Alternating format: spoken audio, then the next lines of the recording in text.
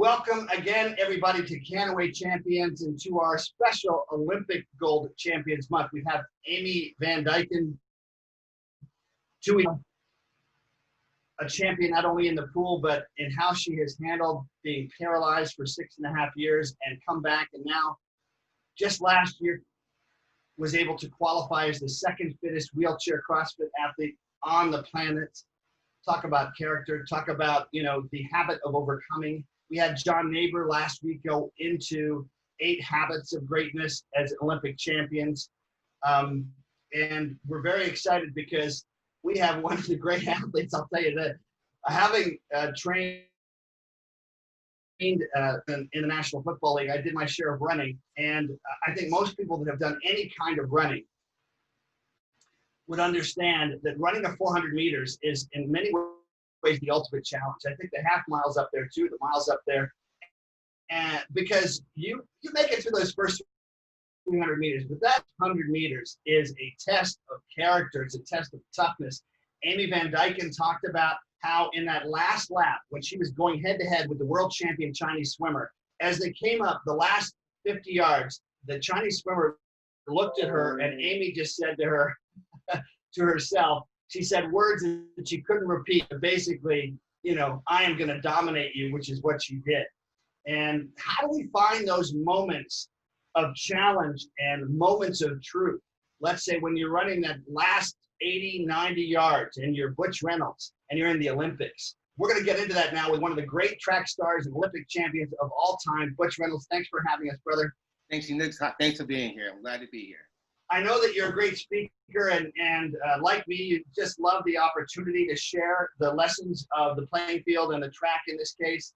And so we're looking forward to the next 40 minutes of just talking about what you went through and the lessons you've learned.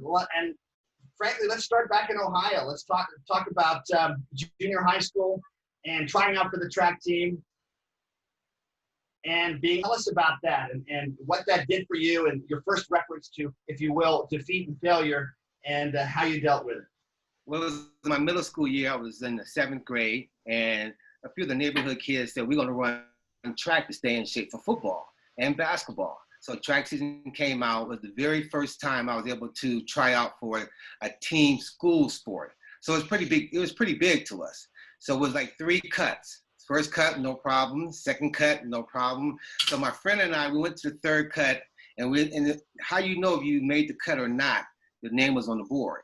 So if your name is not on the board, that means you didn't make the cut. Your name is on the board, you made the cut. So I'm looking 3 times, didn't see my name. So I knew I was cut. So my friend, he went to the board, of course, and his name was on the board. So we was like, it was a little robbery then, of course, but it was like the thrill of victory, the agony of defeat at that time. Okay, I really understood what setting out to get something and then you don't achieve it. And it's really how do you handle that piece? Well, a friend of mine went to talk to the coach, and coach said, okay, we put you on the team, but I didn't accept that. I needed my own. So I just started training harder for basketball.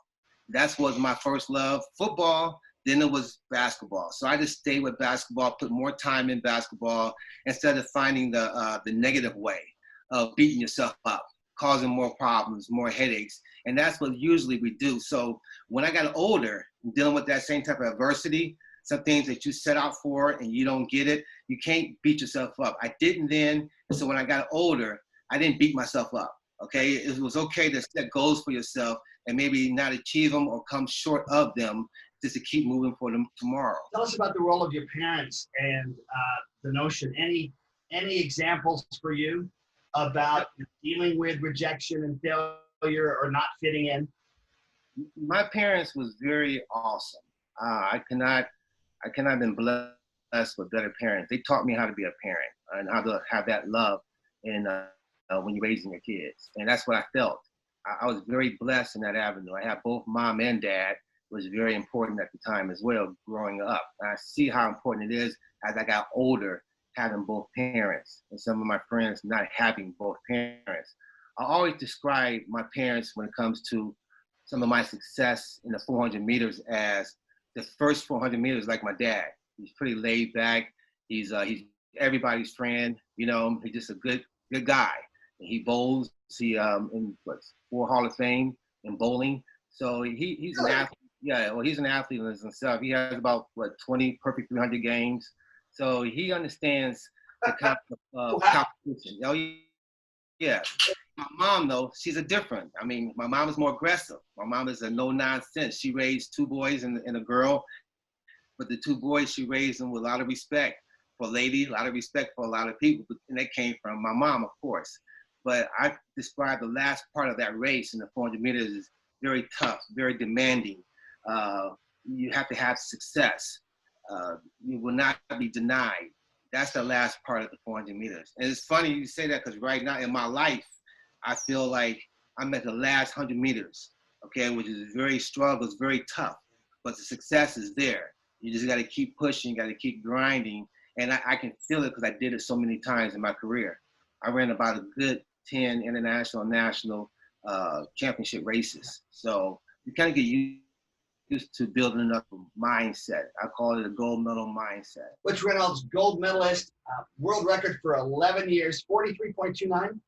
Yes. 43.29. That's less than 1 second every 10 meters. I mean, it just blows my mind. Let's, all of us that are watching, people that are in Europe, people that might be in Japan, all over the world that are part of the Kannaway family, let's think about that last 100 meters of our lives. What we want to be thinking about, what we want to be focusing on that will take us through pain, adversity, doubt, the voice in us that wants to tell us we can't do it, and override it with that champion's voice, because that's what it's about. I know I'm running on the field, and I'm thinking about you right now, and I'm running on that field, man, and I get emotional on my show. I can feel it right now. There are times I would come out on the field, Butch, and just going, oh my God, this is the most pressured existence. The kicker, you know, you're coming out, you're on a little island. You've got 10 guys in front of you, 1 to hold, 9 to protect you. You got 11 guys 20 feet away that want to kill you, paid millions of dollars. They're all about 6'5", 300 pounds. They've all got 35, 40-inch vertical leaps. You know, then you've got 80,000 people screaming at you. And yet you've got to override that voice that wants to nibble at you, that wants to say, you're not worthy, you're not part of this. And you've got to find that way to override. And I really want all of us, and you and me particularly today, because you had to do that, to be the greatest athlete on the planet in the 400 meters, and to my mind, one of the great athletes of any sport, what you had to do to get to that place. So let's move on, Butch Reynolds, to high school and college and training for the Olympics, and suddenly you've made it. You've said goodbye to your rival. You are the man now, and the expectations that came with it. Tell us about a coach perhaps that helped you begin to take that step. You come from great parents. We all know I had great parents. Not everybody has great parents. A lot of my teammates in the NFL had no father figure, and yet they found a way. How did you find a way? You know, I always had that mindset of wanting to be the best and always doing my best, per se. I think you live and you learn through experiences in life. You know, my high school experience, I hurt my knee. I was expected to go to state in the state of Ohio and win the state for my high school. One guy. I was going to run the 400, the 200, the 100, and a long jump. So I qualified for all 4. I went to regionals right before the state meet, and I was the first jumper. In Ohio, we had Ohio weather at the time. The weather was very nasty, rainy, and I jumped in the pit, and water, sand and water don't mix. It's like cement. So my leg got stuck in the sand. So I hyperextended my knee. So the state meet was over for me. I went to the doctor, and he was gonna put a brace on my knee. He said no. He said he took him about 30 minutes to come back. He called the Ohio High School Association and found out that my jump qualified me for the state meet. So he put a straight leg cast on my leg because he knew I would take the brace off and I would jump. So it's incidents like that you feel like it's over with. Why me? You know, my mom was telling me it's bigger things for you. You know, she was always there with the right words at the right time. So when it was bigger things for you, I never knew it was Olympics. So I just took that. I went to my junior college and I trained hard. I made the 1984 Olympic trials at junior college and I made the team. It was 45-3. Okay, I was 19 years old, and I said, at that time, I told my dad, I'm gonna go to this junior college, and if I don't make the Olympic team, I'm gonna go and play football. It was a known thing. I was gonna go play football, but I said, if I make the Olympic team, I'll go. I wouldn't play. Running back, So I running back or wide receiver? went wide receiver, of course, tight end, wide receiver. So I got to the trial, and I said, you know what? If I train 4 years hard and dedicate myself, I can make these teams. I can beat these guys. So that's where I took that energy. I took that focus. Right. My coach at the time, my college coach, John Francis, made mine. It says 43.86 seconds. And it says Harry Butch Reynolds world record. He said, I want you to take the sign. I want you to put it in your room, your dorm room, and you look at it. And I had that sign in that dorm room in my junior college that year. When I transferred to The Ohio State University, I took that same sign with me. I put it in my room at Ohio State. I looked at that sign for 4 years until that dream became reality. Can I say again? Harry Butch Reynolds. Yeah, it was 43.86 seconds, Harry Butch Reynolds world record. And I had that sign. So it took the visual, you had to visualize it to see it as well. So my coach felt like I could do that. That was not my goal. My goal was to, once again, was to go in the NBA or go in the NFL. That was my true goal. That was my true passion. You can ask me anything about the NFL or NBA at the time, I can tell you. In the Olympics, I didn't know much about the Olympics. And then when he gave me that goal and I started pursuing that goal, that's what led me to. Wow. So everybody that's watching this, the clarity and specificity of our goal writing is so crucial. I've told the story about how I wrote before my 1990 season, every single goal, inside 30 yards, inside 40 yards, inside 50 yards. Didn't want to miss a kick inside 50. I wanted to make all but, maybe give myself one miss for the season, possibly. And, 50-yarders, game winners, all those things. And I stuck it folded up in my pocket in my wallet. And I also wrote it on the mirror in my bathroom, much like you. Every day I would see it. That's it. That season, I led the NFL in scoring. I had 24 field goals in a row. Steve DeBerg, our quarterback, called me lucky. And our coach, who was not one to compliment a whole lot, Marty Schottenheimer, good old Ohio Cleveland Browns coach. I'm sure you knew and followed a few of their games. He was coach. He was impressed. He just sensed something different about me. And when you write those things down, it's part of commitment, but it's also saying to your brain, search out how you can make this happen. And the deeper you remind yourself, best word in the English language, refresh your mind. It begins to penetrate and carve into your consciousness, not only consciously, but subconsciously, your intuitive strength to keep searching. How am I going to do this? And then you feel like it's your own birthday party in the games. It's like, I'm to be. I'm not an imposter. Mm-hmm. And one of the goals of my show is to make sure you don't feel like an imposter. You feel like it's your game. It's your birthday party. Butch, when did you feel that it was your birthday party? It was meant for you, that you deserved to be there. Do you remember a crucial time at a track meet, at the Olympics perhaps, where you felt, I put in the work, the hay's in the barn, it's my time? Good question, but I tell you, every time I step on the track, I feel it was my time. Yeah. I feel I was here to dominate. In 1988, when I won the silver medal, that's when I learned a valuable lesson in life.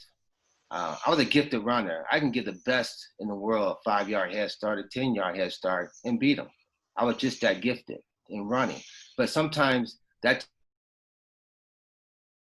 type of gift, and then you can really see the gift. So when I started training hard, one thing I was still not, I didn't become a terror, we'll say, mentally, until I won a silver medal in the Olympics.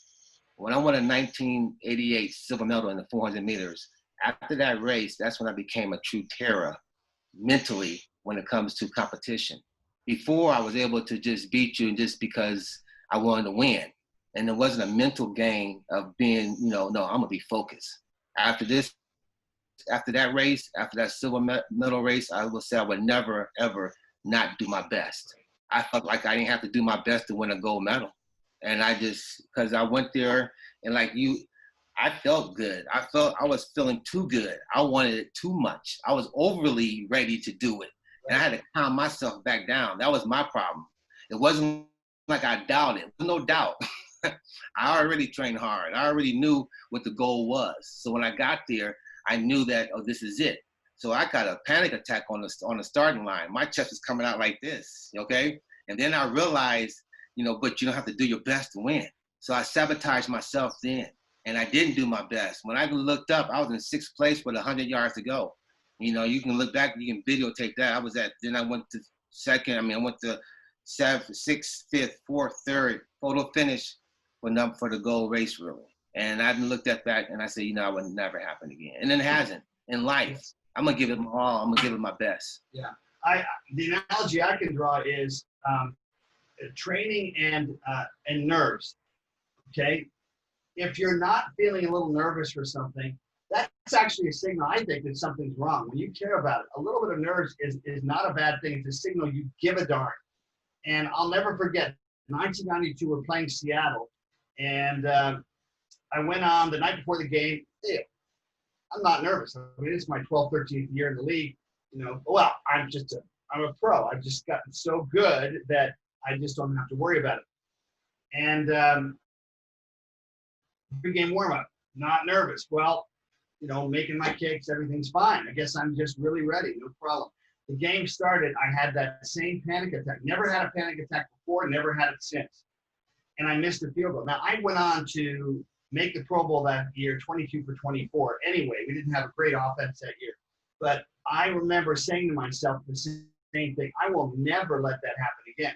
So the signal to me was, and this is something I'd love for you guys to write down, if you are not nervous and you're doing something important that you care about, want to be nervous. Literally say, I want to be nervous. Because what happens psychologically is you're fighting, part of you saying, don't be nervous, but your natural instinct is to be nervous. When you allow it to be just part of the natural part of you, you're no longer fighting it and your energies are not at cross purposes.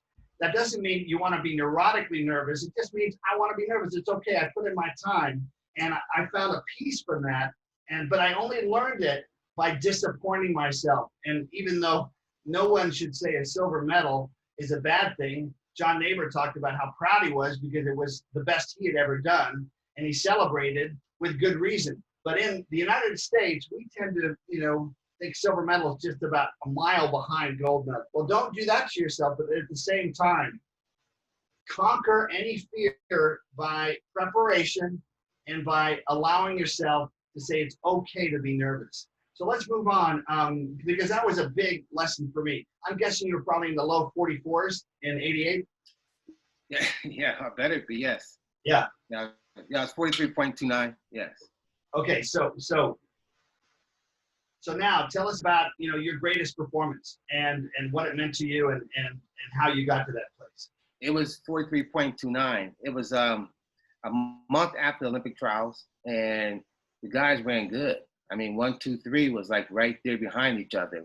It was like a arm distance apiece apart. And I knew that going into Zurich, Switzerland. Zurich, Switzerland was the biggest budget meet in the country at the time. One of the biggest meets in the world. So we went there and a month after the Olympic trials, and all I wanted to do there was win. My brother ran as well with me. He ran the B race, I ran the A race in this particular country. And he came off the track, he said, Butch, it is fast. He said, this is the fastest track you ever been on, right? I'm like, okay, cool. Okay. So I get ready. And remember, all I wanted to do was win the race. So in front of me was Innocent Ebenike from Nigeria. He was in lane 6, right? And he took off, before we got to the backstretch, he was past lane 8. I was like, I'm running. All this is going through my head. I'm like, oh my God, this guy gonna run. He's gonna run out. So we get to the 200-meter mark, he didn't run out yet. We got to 250 mark, he didn't run out yet. So I'm thinking now, oh, he's not running out. I had to go get him because he was just that far ahead of everybody. So he pushed the field faster. So when we all went past him, then I remember how close they were. at the Olympic trials. I said, they're not going to be that close. They're not going to be that close. And when I finished the race, didn't know it was a 10-yard lead, 10-yard when I finished it. It was a 43.29. But the biggest thing for me was Lee Evans. Lee Evans held the record for 20 years. Yes. Okay, so that was the honor. That was the respect. What was the number? His number was 43.86. The number I had on my board for those 4 years. That's the guy I was chasing. That was my motivation at the time. Was just this. So it was funny how that happened, and I give a lot of because he held it for 20 years. One of the oldest oldest records in the book was from him. So that made a special. And then when I met them later on that year, the 1968 team with Lee Evans, that was the first time I met him in New York. He called me. He said, "Is this Butch Reynolds?" I said, "Yes." "This is Lee Evans. I'm coming upstairs." I said, "Oh my God, this is Lee Evans." And he came in with the whole 68 team himself, and he just kind of congratulated me and was very humble beside that. And we kind of hung out a couple of times in Europe after that too. So it was a good passing of the baton. It was very positive. Yeah.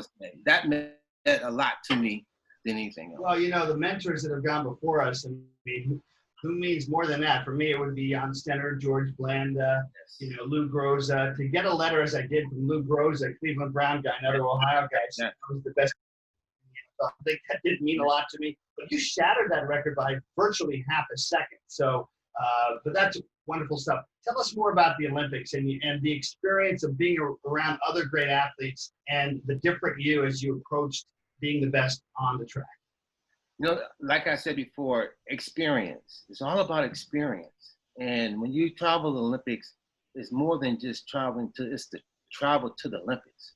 It's all the countries, it's the presidents you meet, it's the dignitaries, the princes that you meet, it's the different countries that I met. It's all those experiences. Then when you get to the Olympics, I mean, that's one of the biggest athletic events in the world, the oldest athletic events in the world. So when you think about all the history behind that, and you got to take part in something that very few people have the opportunity to do, it makes it even more sweeter. And as you get older, you realize the true dedication, the true mindset, and how it changed your life. Because see, I'm not afraid of taking chances per se. I'm not moving forward. I'm not afraid of being an entrepreneur. Sometimes that's a fear of people to move on their own or to be an entrepreneur, because it's a little more stress for some. Some is a part of life. For me, it's a part of life. For me somebody stole my Olympic medals, and my daughter said, "Dad, are you mad?" I said, "Yeah, I'm mad." Believe me, I'm mad. But it's a sense of I understand. It's not the end of life. So I'm not gonna go there. She didn't see me go there like, wait a minute, if I lost my medals, I would have went there. I said, but it's material things. So it kind of helped her learn, oh man, that's right. I mean, now something happened to you, yeah, I would go there, but not my medals. Yes, I do miss them. I have this now to show you when it comes to my medals now, which is my 10 life lessons at the same time. Yeah. Well, I want to get into those 10 life lessons in a second. John Neighbor had a great saying,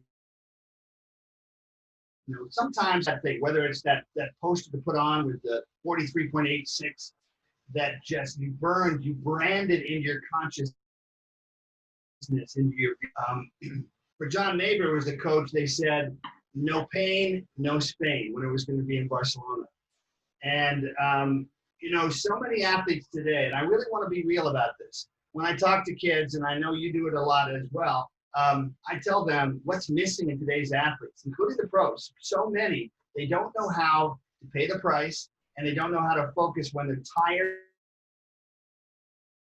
and there's something about having paid the price. For me, it was getting cut by 8 teams, 3 of them twice, 11 rejections.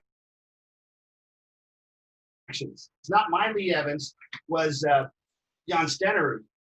Most people thought, who is this nobody? He has no chance. But what was going through my being was, I've paid the price. I've known the pain. Mm-hmm. I've known the pain a lot. Mm-hmm. I am ready, and I have to be better than this guy who's the legend, who went on to be the first pure kicker in the NFL Hall of Fame. I have to be better than him every day.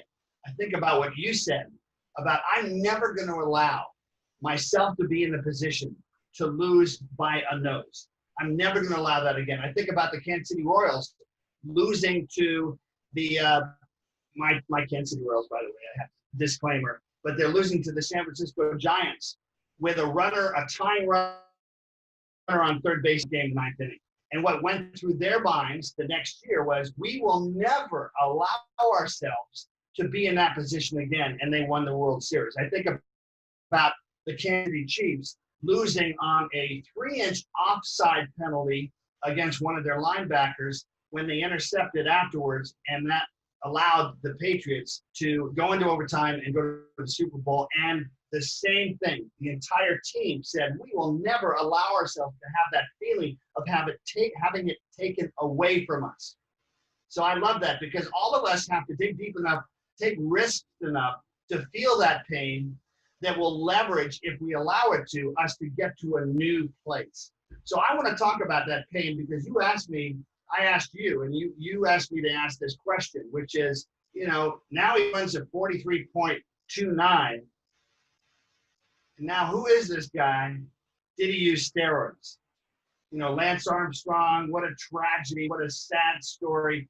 Performance-enhancing drugs throughout pro sports. I was tested. The NFL started doing testing in 1987.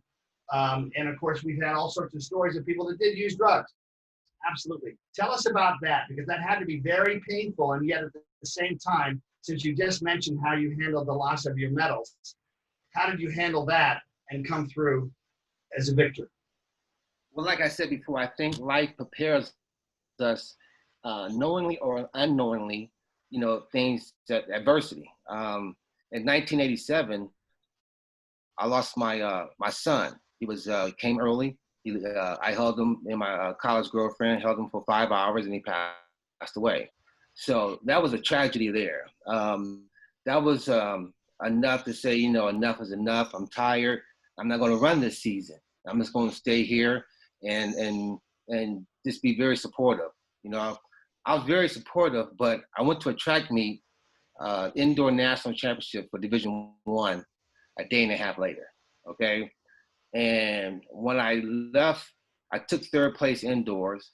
When I came off that track, I walked back to the, and I was just crying. Okay, just couldn't take the opportunity. So that was challenging. Then 1987, I ran the Jesse Owens track meet in May. That happened in March. In May, I ran the Jesse Owens track meet, and I set a world record then, 44.09, the fastest on sea level. So at that time, you training, you feel you can you can do it.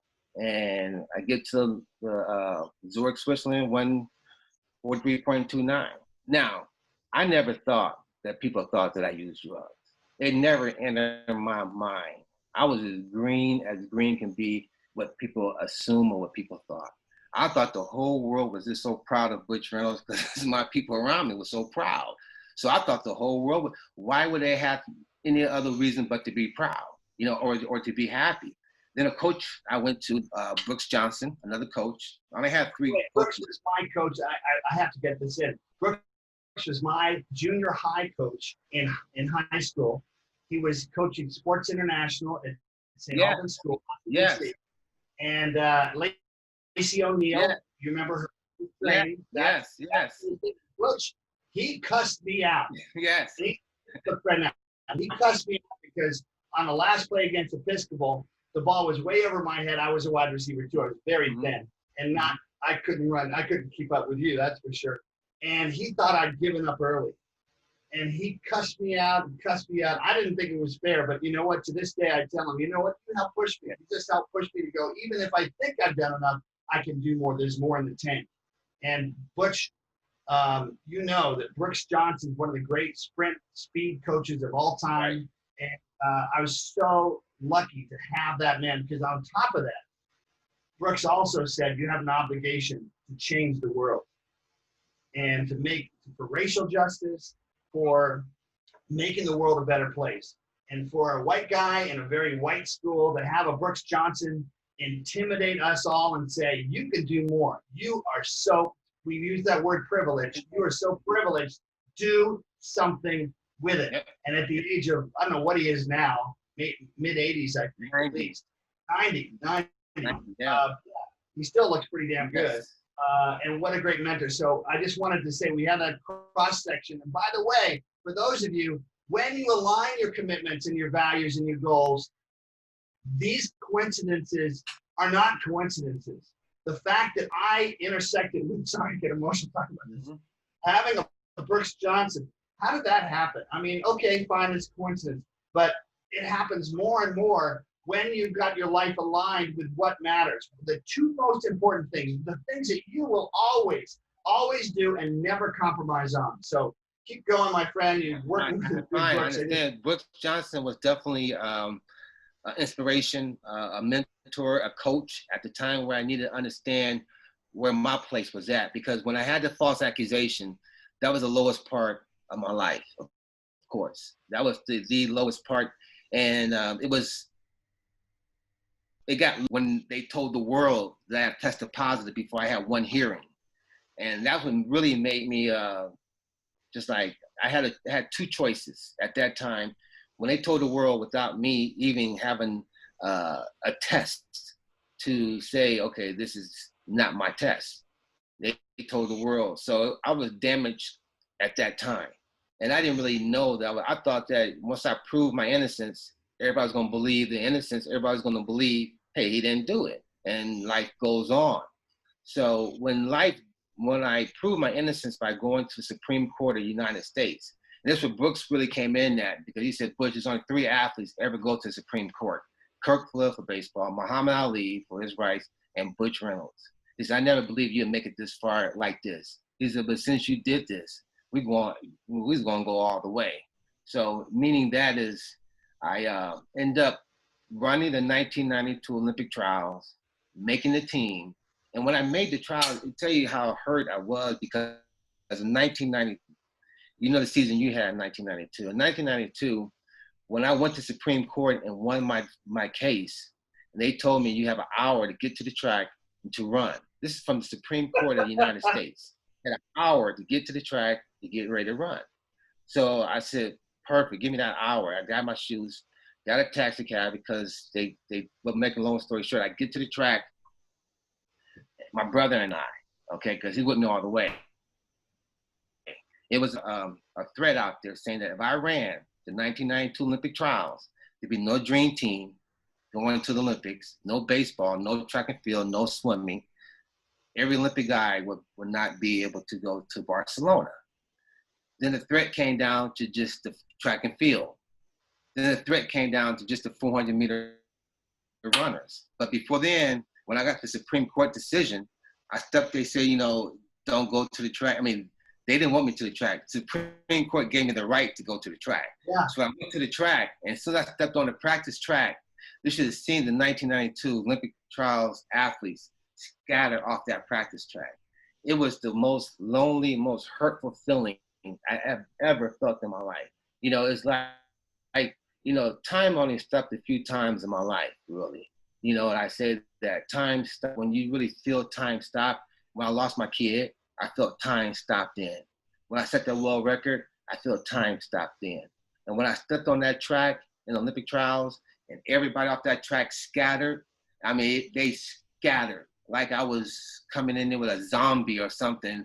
And it was just that, and they was looking at me, pointing their finger at me, calling me a cheater, calling me selfish. These are my teammates now, and I'm like, oh my God, I went to Supreme Court. So there's no matter what I did to prove my innocence, it wasn't going to be respected. And I lived my life for the last 30 years as that guy, because whenever I've been coaching, I've been training, and I can't get an Ohio State job. That came up 3 times. Why couldn't Butch Reynolds, Olympian, have no problems, get a Division I, Ohio State University, where I went to, job? I couldn't get Division II, Division III. So I tried this. I said, I'm going to go to Division II. I'm going to start from the ground and work my way up. So I worked my way up. I get to the 4th year where the head coach was leaving. So now I have opportunity. Who else they gonna choose? I'm Olympian. I proved it. I won. Kids in school. I'm maintaining a 3-point grade average for the whole team. I'm doing all of it. And then they say, well, we're gonna go a different direction. And when they said they're gonna go a different direction, I knew then that accusation, I cannot get away from it. And that just happened 2 years ago. Okay, so I'm still facing that false accusation and living through it now. But I say this, I had to remarry, and I remarried, she had 2 kids, and that's the love of my life. That keeps me going. You know, her and my 2 kids, now she's a senior at Case Western Reserve studying pre-law. My son went to Ohio Dominican studying the sports management, and my daughter, my wife, she went to Ohio State University where she got her degree from architect, sorry.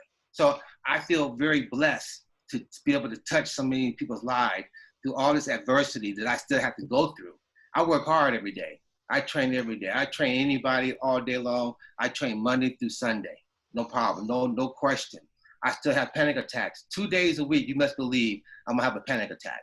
That's been 20 years. It's a normal now. So you got to live with that peace. It's gonna come a time where I have more peace, I feel. And who knows, it might come when it's time for me to leave this earth.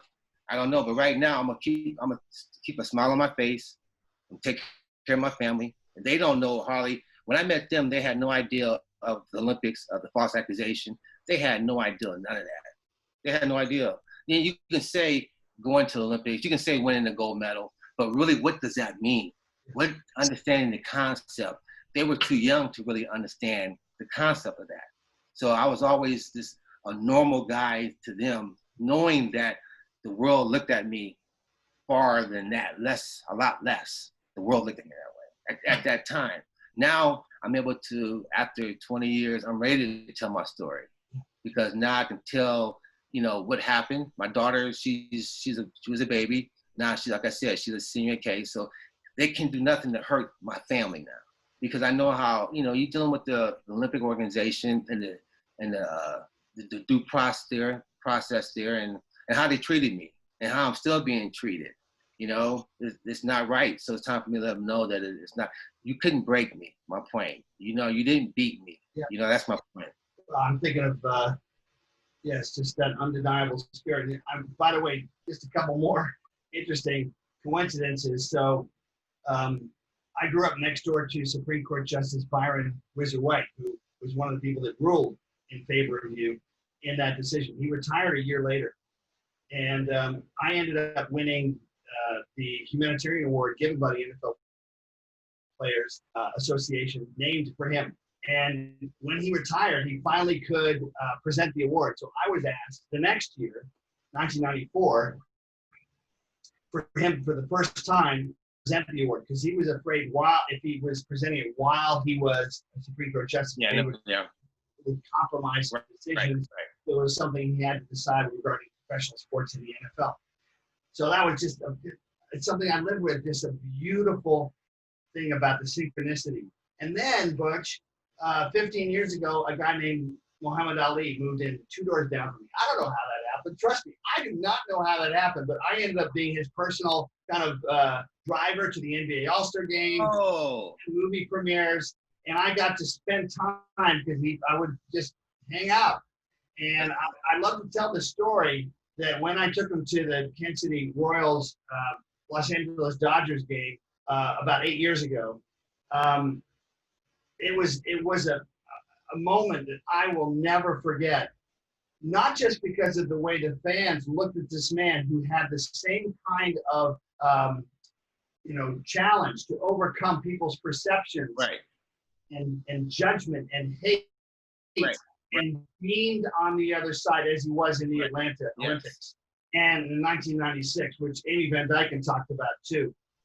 But what I remember most, Butch, is that as we're leaving the stadium, because his Parkinson's was so strong even then, that by the way, I bought him a milkshake, which he loved. And Marilyn, his wife's sister, who was his caregiver, was mad at me, but we already had fun. I have a picture of him with that, with a little bit on his lip. We get back to the car, and there's a whole group of little kids waiting for autographs who are the sons and daughters of the coaches of the Kansas City Royals. And I'm worried because he's shaking, he's tired. when he got there, Butch, Stop shaking. he stopped shaking, and this loving, angelic power came over him. And I have all these pictures of these kids sitting on his lap, and you can tell how much he truly loved them. And the fact, I mean, how do you measure being able to literally stop Parkinson's in its tracks because you love people and because your purpose is so and clear to you that this is why you're here on this planet? So I just share those two things with you because once again, I think that there are people that come into our lives like a Brooks Johnson, like a Muhammad Ali. I mean, I didn't deserve to be his friend. I just didn't.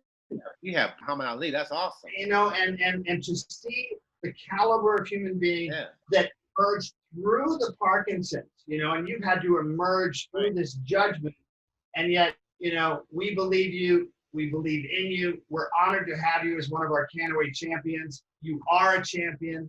And by the way, I will say this about CBD.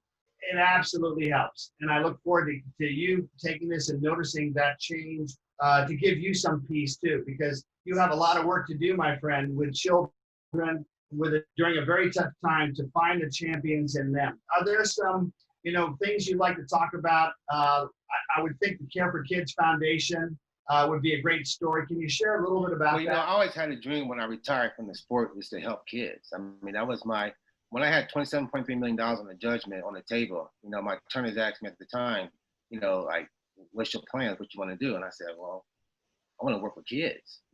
They looked at me like, you got $27 million on the table. You want to work with kids? You know, but that was a true, honest answer. You know, of course, they came with production company, et cetera, et cetera. So the mindset was there, but my mindset was still these kids like it is right now. So when I retired, of course, I spent $1.2 million in legal bills going all the way to the Supreme Court. I mean, I fought them for 2-3 years strong every day. I had an attorney with me 24/7 at one time when I ran.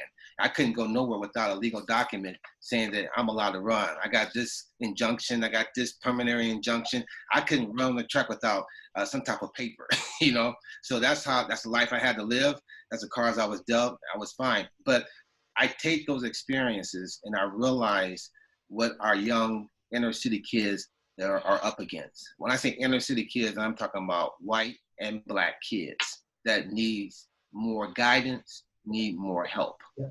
So my after-school program is designed right now for the state of Ohio to show the numbers, because it's all about numbers, all about how you reaching these kids. How are you showing these kids are achieving goals? Result. Well, when I retired, that's what I did, and you couldn't track them like I would like to track now.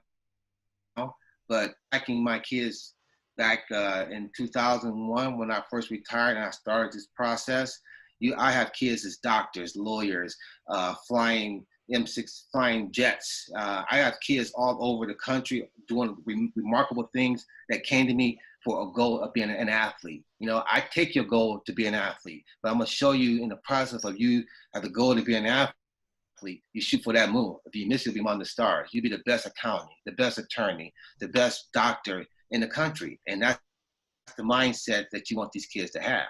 So no matter what you achieve, just keep that positive mindset. So I have the 5 starting blocks. I have goal, I have team, I have transition, I have conflict resolution, and last but not least is attitude. And I call those my 5 starting blocks. If I get every kid, I feel in this city, and of course it comes with a long list of opportunities and worksheets and just things to build them up, and a goal. Understand the goal. Understand what a team is. A team is just not your best friend. A team is your parents. A team is your doctor. A team is your pastor, your preacher, whoever spiritual advisor you might have. That's a part of your team. Understand who your team is. Who's going to help you get to the next level.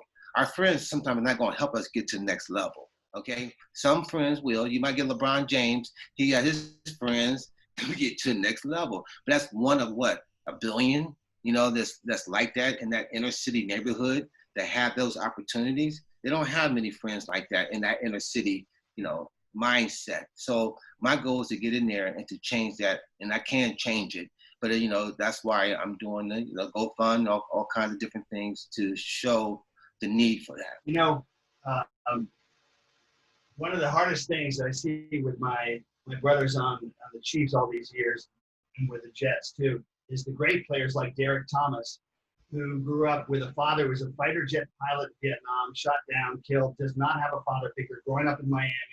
Had a couple run-ins with the law, but, everybody could tell he was a good person. And so when he makes it in the NFL, he feels this obligation to take care of those friends. And I would ask you, how do you, and this is for our audience too, what's the distinguishing thing you look for so that you choose the friends that really, truly have your best interest at heart, that want to bring out good things in you, and you don't guilt yourself that you got to take care of everybody because they're trying to guilt you, saying you've changed, you've gotten too big for them. Because that's what happened to Derek Thomas. And when he died, and I was in his hospital bed at the Boulder County Center just a few days before he died, he didn't know he was going to die. And one of the reasons he died was his friends. I'm saying this has actually probably never been out there. I'm going to go ahead and share it right now. He was given permission by his doctors, who were so enamored of his physical condition, even though he's paralyzed, that they let him have one last night out. And he signed liability papers, so the hospitals got off the hook and the doctors got off the hook. And he went out one last time in a van with his buddies. And I guarantee you that he drank. When he got into his bed on Sunday, he was going to start his rehab with a new drug and a new program, and myself and Danny Salamore and Neil Smith and Broderick Thomas and some really great players, we were each going to come down for 3 days and help him through his rehab. Well, Monday morning comes and Derek Thomas gets out of bed and he has an aneurysm and dies. Right there. Boom. And I'm not saying, it's not the same sort of thing where I'm going to point fingers and say, you killed him, but I am going to say that he could not ever separate himself from those guys that he grew up with enough to be able to make the better choice. And I can't say I would have made a different choice myself. I'm stuck in the hospital as he had been for weeks, and now I want to get out just to get out. But it did, in the end, shorten his life. And so what is the thing that you would say to everybody out there? How do you surround yourself with the right people? And just as important or more, how do you not remain close and allow people that are not good for you to get too close to you so you are denied your great purpose in life and your great destiny? It's hard for me because I'm always want to help people, okay? I always, so I'm a softie because I want to help people, okay? But the reality is this. You have to make transitions in life, okay? That doesn't mean that my friends I grew up with, they are not my friends. Right. They're still my friends, but it's a certain type of,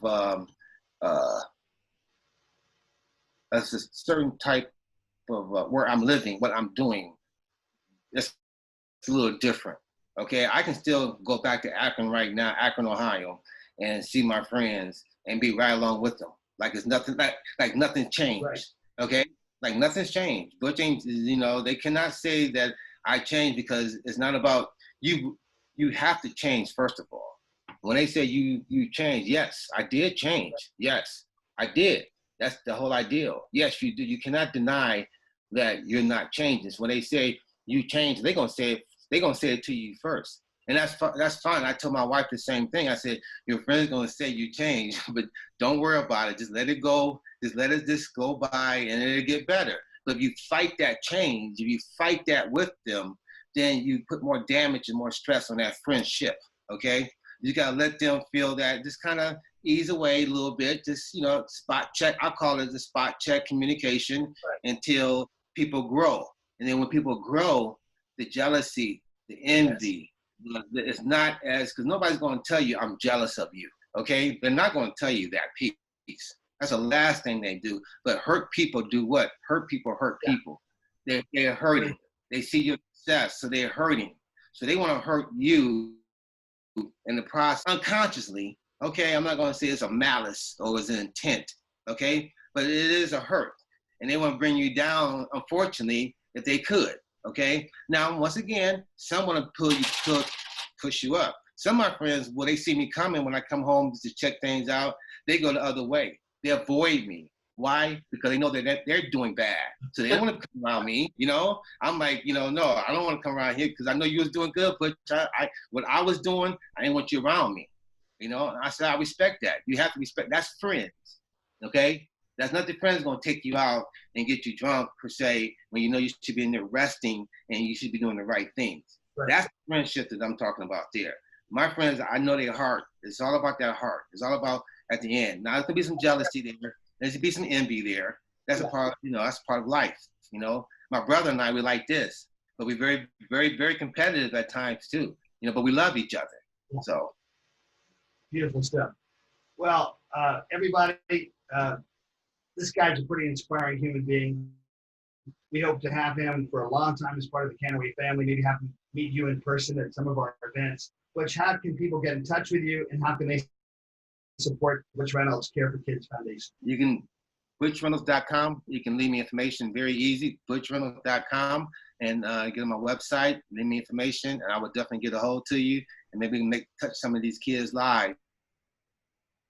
By the way, you ever need me, I'm there, man. I am totally there. I'd love to come. In fact, I did a kicking camp in Akron, and one of those kids, Paul McFadden, went on to be a kicker for the New York Giants and the Philadelphia Eagles and Atlanta Falcons. You know, so that's the legacy, man. That's the legacy. That's the fulfillment that lasts for a lifetime. Thank you, brother. Thank you for persistence in your character, the highest level of persistence to persist through other people's judgment, because you and your core, your purpose, God's unique gifts in you will always transcend that. So thank you so much. I just like to end this with always saying, for Kannaway Champions, it's not the spotlight on you, it's the brightness of the light within you. And Butch Reynolds, you have a big light inside you. Thank you. Amen. Appreciate it. Thank you. Appreciate it.